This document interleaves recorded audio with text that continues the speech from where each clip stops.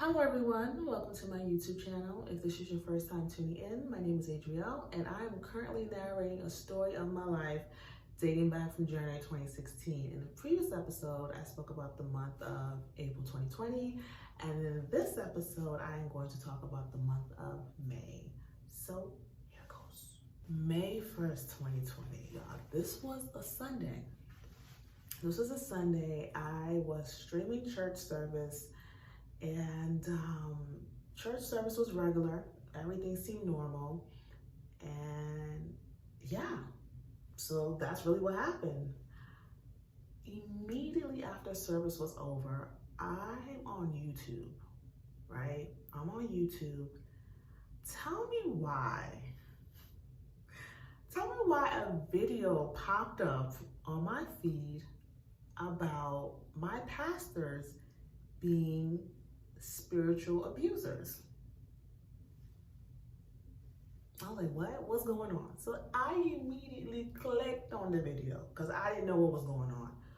So apparently, y'all, there was a girl who used to attend my old church and who was also part of Tony's ministry.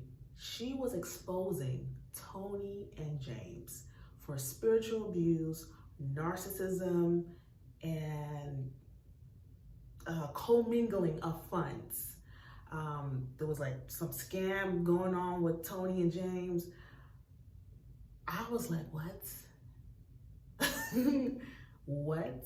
So apparently it was going on for a couple of weeks.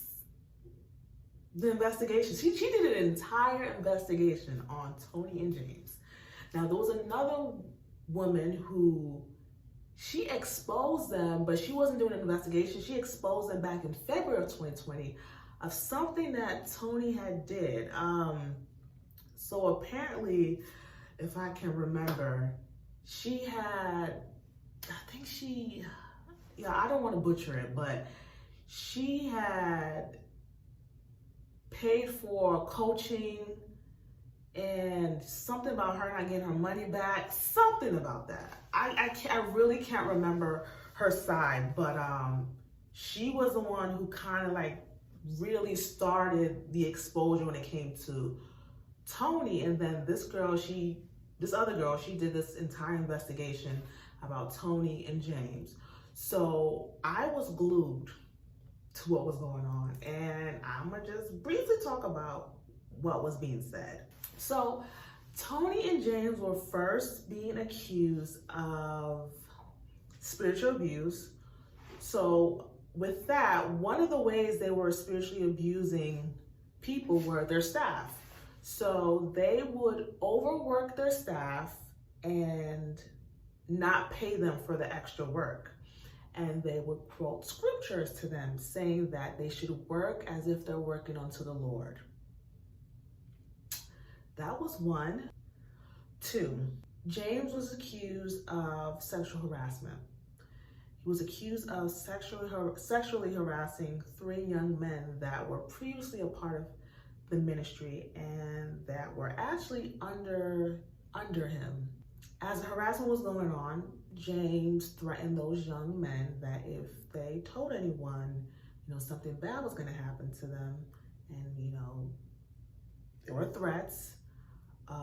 So they didn't tell anyone, but they left the church though. They didn't tell anyone. Eventually they confided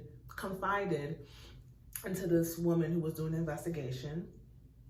3, all of Tony and James' staff, they all had to sign NDAs. They were not allowed to talk about any of the stuff that happened while they were employed by Tony and James. What else again? Another thing was some people actually came forward and talked about how Tony was scamming them. Tony had this coaching mentorship program that was like $2,000. Some girl from Canada, she did a whole video about that, how she wanted her money back because some of the materials she found out, I think they were like old. it was just a bunch of stuff. So she asked for a refund. They refused to give her a refund. Yeah, they weren't going to give her a refund for her money. What else again? And it's so interesting because around that time that the investigation was going on, Tony had this devotion program that she was doing, and that was like $14.99 or $9.99, one of the two. It was like $9.99 every month, and people were like, "How that was a scam?" Like, yeah. Also, Tony was accused of being a Jezebel. Now, I thought that was very interesting because I'll say this, for me, my knowledge of what a Jezebel was at that time was a woman who would seduce people, or really men, to get what she want, right? I never got seduction from Tony, none of that, but there was a woman, as this investigation was going on, she uploaded a video on YouTube, over 40 minutes, y'all, about her time being at the church. She was part of praise and worship team. The things she went through with Tony and James. It got to a point where she said in her video that God told her that Tony had a spirit of lust. And that she actually asked God, like, how? Because she doesn't promote lust. And this woman said that God told her that Tony had the spirit of lust when it came to money, like the lust of money. As everything was going down, I can kind of see that. Tony kind of gave money hungry vibes, I ain't gonna lie. So she said that God told her that she had the lust for money. And God also revealed that Tony was a Jezebel. This girl apparently confided in someone about that, and it got back to James. So James calls the girl and basically yells at her for accusing his wife, Tony, of being a Jezebel, and he removed her from like the praise and worship team. Eventually she left the church, right? So that was an interesting, take or situation. Another thing they were accused of was commingling funds with the church and Tony's women's organization. They were accused of that. And the last one I want to talk about was, they said, a lot of people were saying that Tony was the one who spearheaded the purity culture. Now I'm looking like, what is a purity culture?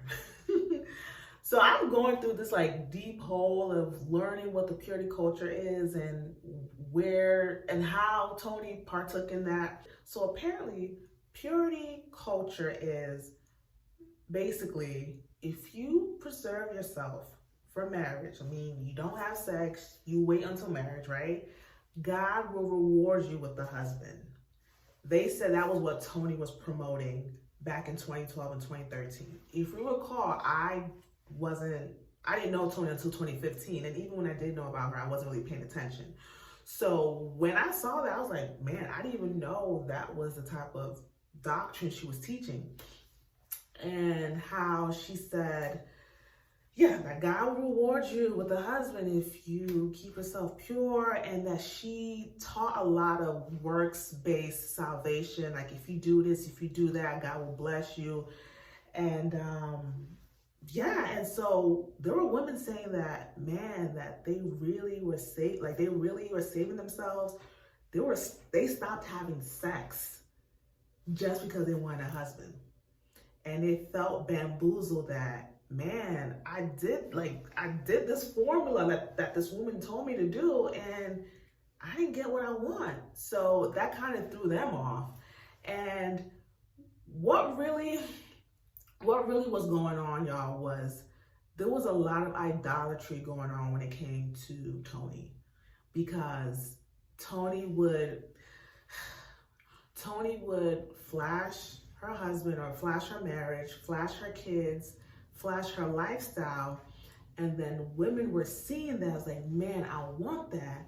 And then they're hearing the words that she's saying that, hey, if you keep yourself till marriage, if you keep yourself, God will reward you with a husband. If you do this, God will do that for you. So they're seeing, wow, this woman has it all together. Let me do what she's saying to get, the results. And when the results didn't come, it was like, man, what am I doing wrong? But they were in idolatry. So once they realized that, once some of them realized that, they just left her women's organization and just stopped messing with her. And that was what was being said on social media. I was like, wow, this is so interesting, because if y'all recall, back in 2019, I had a funny feeling about Tony. I just couldn't put my finger around it. And I remember having this conversation with Ruth, telling her back in 2019, like, hey, do you feel like girls like idolize Tony? She was like, no, I don't think so. No, y'all, there was idolatry going on. Serious idolatry. And so yeah, she was being exposed. People who were in the ministry, they were deactivating their accounts. And then another thing that was exposed was that, if y'all remember, there was a time back in February 2020 that I said James was crying on stage, and Tony was rebuking the devil and rebuking every demonic attack and all of that. And then when James was given the announcement, he announced that 2 of the campus pastors were leaving. Well, come to find out, when Tony was rebuking the devil, she really was rebuking those 2 campus pastors. So Tony and James had a thing of, when someone wanted to leave the ministry, they would sub them on stage. They would sub them on stage. They would sub them on their Instagram post. They would sub them on their Twitter, on their YouTube, and talk about how, just talk about them. And yeah, so they hated when people wanted to leave. Now, these 2 campus pastors, they were a married couple. They are a married couple. And they put out their own statement and basically said what happened. They said that they heard a lot of stuff that was going on behind the scenes, and people who they knew personally, things that Tony and James were doing to them.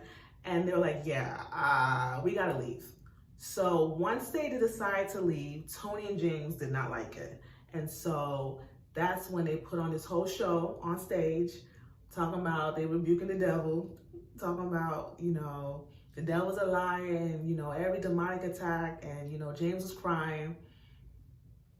It was about those 2 campus pastors. And James failed to bring them on stage as he was supposed to, and just decided to say, yeah, they're going to be leaving the church.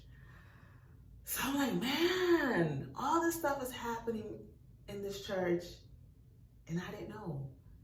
May 1st was the last service I attended online with Tony and James Church. I'm like, no, I am not going to be a part of a ministry that is spiritually abusing their staff, scamming people. Come on. Like, just getting involved in really evil stuff. I don't want to be a part of that. And as time was going on, other things were being revealed, y'all. It's so crazy. It's so crazy that around this time, with the whole vid situation, I remember Tony she took a picture of her fridge. And in the post, she was basically thanking God how she had a fridge full of food that she remembered in her dry season. She couldn't afford certain food, blah, blah, blah. And in the post, she said she wants to help a family who's struggling, around this time. A lot of women in the comment section saying that they want to help too. Like, hey, I want to help. I want to donate. If you guys are doing, I want to help, anyone who's struggling around this time. So they created a fund, right? I forgot the name of the fund. It was like this fund to help people with groceries and assistance as, the vid was going on. Y'all, I donated to that fund. Come to find out, no one got the money. Y'all, they didn't give the money to anybody. So now I'm thinking, man, this entire time I was attending their church for like, 8 months? My offerings, like my seeds, offering, tithes, and all that, it was going into bad soil. I was like, man, if I knew, I could have kept all my money. So yeah, they were doing shady stuff like that. Now, as the receipts were rolling and rolling and rolling, Tony and James' response were like, oh, the devil's at work. The devil's minions are at work. The devil's a liar. When you're out here doing God's work, the attack is going to be intensified. That's just proof that you're in the will of God. And I'm like, what? Because y'all, this girl's receipts were receipting. Like, her receipts were the type of receipts that if you type it up on the computer, it's gonna pop up. Those were the type of receipts they had. Also, there were audio recordings too. So, and then I remember the woman doing the investigation, she eventually stopped because of the whole Black Lives Matter situation. But she was like, trust me, I'm not putting my foot off these people's brakes.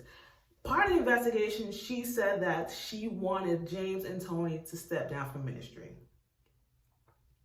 That was part of the investigation, step down from ministry, and I think also apologize to people.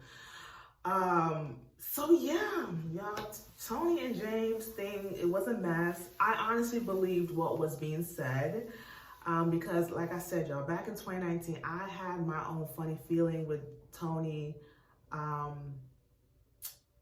and I just couldn't pinpoint what it was.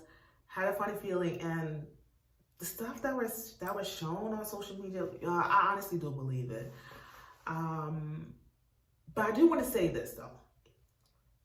I do want to say this. To anyone who's watching this video and who was a victim of Tony and James, I would say please forgive them. Please, please forgive them.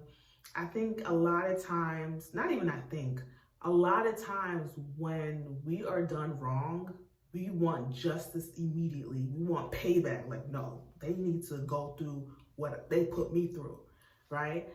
And no, honestly, y'all, the will of God is for us to be merciful, to extend mercy even to people who you believe don't deserve to be shown mercy. Because if you really think about it, for Tony and James to do the things that they did, and I only said the cliff notes of the investigation and things that were on social media, right? There were other things that, if Tony and James did what they were accused of doing, that lets you know that they need help. They are broken. They are wounded. Yes, they preached in the name of God. And yes, they used God's name to do what they were doing, right? But they were broken. So they need help. They need your prayers. They need, guidance. They need grace. And another thing too is that, y'all, nobody gets away. Nobody gets away with the stuff that they do. Whatever a person sows, they are going to reap. So if Tony and James still want to continue lying or still want to continue this whole narrative of, people are jealous of them, people are hating on them, the devil has his minions, attacking them. Listen, there's going to come a day where God's grace, because God gives everyone grace to repent. It's going to come a time when that grace is going to be up and they're going to face God's judgment. So if you are someone who have been victimized by Tony and James, please forgive them. Please forgive them. And if there ever comes a time where they do face judgment, please do not laugh. Please do not laugh. Please do not rejoice, because it is sad. It is really sad. Now, something that was interestingly going through my mind as all this was playing out, I honestly believe that investigation was God demoting them. It's like, yeah, you don't get to abuse my people. Like, you don't get to do that anymore. I've given you time to repent. And that was also said in the investigation, that people have actually gone to Tony and James and told them, like, hey, like, this is not right. This is not how things should be. And they didn't want to hear it. That they were super prideful, super arrogant, and they just didn't want to hear it. They felt like they could do what they wanted to do. And yeah. So I do believe that investigation was God's way of demoting them. Like, you don't get to shepherd my people anymore. Especially if it's under abuse. Like, no, you don't get to do that anymore. And months later, y'all, James put out a video and said that God told him to pass over the church to a rapper pastor. Yep. So they passed over the church to a rapper pastor, and he was going to be the pastor of the church. Months later, probably towards the end of 2020, James and Tony, they put out a video on their podcast, and the video was about them addressing the rumors or the allegations, but they were really talking tough in the video. Do you know how many marriages I can end? That's what James said. With all the information I have, just by one phone call, I can end a marriage. They were really talking tough. I remember, Tony was like, some people can't even keep a job for 6 months. Basically shading all the people who have worked under her. Yeah, they were really talking saucy. Really, really talking saucy in that video. And I'm like, this is not it. I'm like, yep. This is not it, and I believe all the allegations. I believe all the allegations. So y'all, I left that ministry. It was 8 months. But I remember being puzzled. Like, God, why did you bring me here just for me to leave like that? Like, I didn't get it. Later on, I understood exactly why God led me to Tony's and James' church. And that will come up way later on in the story. So yeah, that was what was going on. I decided to stream a church from a pastor that I typically watch on YouTube. I watch his, sermons on YouTube, and we were all in the house. So I'm like, hey, I might as well just tune in every Sunday to his sermons. So yeah, so that was what happened, y'all. That was what happened with Tony and James. Tony was accused of being a Jezebel, and James was an Ahab. If you are not familiar with the story of Jezebel and Ahab, I would advise you to read the story. I think it's 1st or 2nd Kings, not sure. I will post it on the screen. But yeah, so that was what happened. So in the next episode, I am going to talk about what else happened in the month of May. And yeah, so if you are liking an unlikely story, please comment, subscribe, like, share, and I'll see you next time.